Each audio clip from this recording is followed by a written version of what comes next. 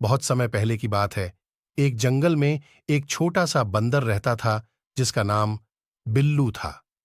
बिल्लू का एक अच्छा मित्र था जो कि एक मगरमच्छ था। उसका नाम मग्न था। दोनों का मित्रता का संबंध अत्यधिक विशेष था।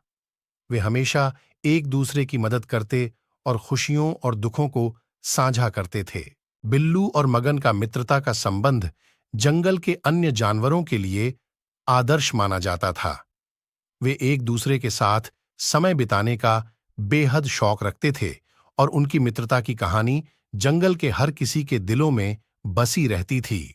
जंगल के अन्य जानवर भी बिल्लू और मग्न के दोस्ती के बारे में सुनकर हैरान रहते थे, क्योंकि उन्होंने कभी सोचा नहीं था कि बंदर और मगरमच्छ कैसे सच्चे दोस्त बन सकते हैं। एक दिन जंगल में बड़ी बरसात होने लगी। जल प्रलय के बावजूद बिल्लू और मगन ने एक दूसरे की मदद करने का निश्चय किया। बिल्लू के पास एक बड़ा पत्थर था और मगन के पास एक बड़ा पत्थर फोड़ने की कुछ तकनीक है।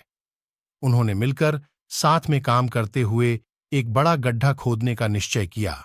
वे दोनों एक साथ मिलकर गड्ढे की खुदाई में लग गए। बरसात की वजह से खुदाई मुश्किल थी, परंतु उनका संघर्ष और एकत्रण के बल से वे गड्ढा खोदने में सफल हो गए। उन्होंने साथ में कठिनाइयों का सामना किया, परंतु उनकी मित्रता और सहयोग ने उन्हें पार करने में मदद की। आखिरकार उन्होंने गड्ढा पूरी तरह खोद लिया और बरसात के पानी को वहां अवशोषित कर दिया। जंगल के अन्य जानवर देखकर आश्चर्यचकित हो गए, क्योंकि उन्होंने देखा कि बिल्लू और मगन कैसे एक दूसरे की मदद करके मुश्किलों का सामना कर रहे हैं। उनकी मित्रता और सहयोग की कहानी जंगल के हर किसी के दिल में बस गई और उन्होंने यह सीखा कि दोस्ती का मतलब दूसरों की मदद करना होता है।